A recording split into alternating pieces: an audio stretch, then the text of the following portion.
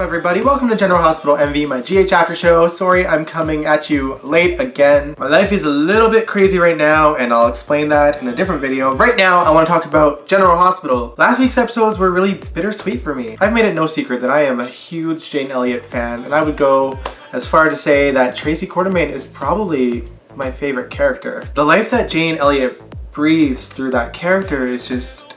I've loved it for so long. I've watched the show for like 12 years now, and I've seen, you know, all the old classic stuff on YouTube. Jane has always brought her A game, and so, you know, seeing her shine again and being on screen pretty much every day the last few weeks has been great. I've loved seeing her front and center again, shining in her own story. She really went out with a bang. Last week we learned that Samira was actually a con hired by Larry Ashton. I don't know why I didn't really see that. I think I was so focused in on Jane and Tracy and her work that I just kind of overlooked that possibility. It made sense. We seen that Larry went into shock when he found out that Tracy wasn't Turkey. It would only make sense that he would do something about that, so... oh well, even I can't predict it all. It was Ned who actually fished her out. They confronted Larry, and Tracy almost killed Larry. But with Tracy's quick trip to purgatory, she really had a life-changing experience, and she decided that she's not going to keep the painting. She decided that she is going to leave Port Charles. By the way, the episode where this happened on, I don't know if you guys caught it, but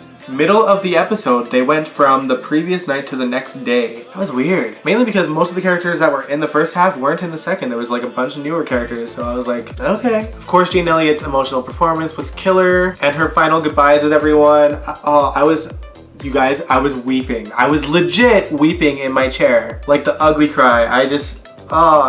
You know, it's the Quartermaines. Of course, her scenes with her sons and Monica killed me. Monica said our house. She didn't say my house. Alan gave it to me. She said our house. She went from sister-in-law to sister. Like, I was a mess. I was truly a mess. And then she had her family in the lobby, and then she just walked out, and then she just came back in and hugged. I was like, oh, you know, I loved it. It's the end of an era, you guys. Like, I know that the Quartermaines haven't really been front and center always, but Tracy has been the head of them. And I suppose now the crown goes to Ned, but Wally is on 2 different shows. I don't know how it's gonna go for the Quartermaines now. I just hope that the powers that be do what they can to bring Ned full time and keep the Quartermaines central on the show. As for the rest of Port Charles, they're all a hot mess as usual. Sonny Corinthos goes to the Haunted Star and meets this mysterious, beautiful lady. He goes out and has sex with her. Guess what? She's Carly's lawyer! Sonny's sleeping with a lawyer? That never happens. Ava was actually lurking in the shadows watching Sonny and this lawyer like go into the estate rooms that apparently the Haunted Star is renting out now.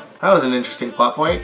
She then ran into that lady the next day, and when she realized that that was Carly's lawyer, Ava's reaction was so fucking priceless. She just had this like, oh my god. Couldn't have been more juicy for her. What will Ava do with that information? Number 1 question. Then we got Alexis and Julian. Alexis still clearly is in love with Julian despite the fact that he tried to kill her. Jordan called Alexis out on her shit, and it kind of had the message boards going after Jordan. And I'm just there sipping some tea like, is she wrong though?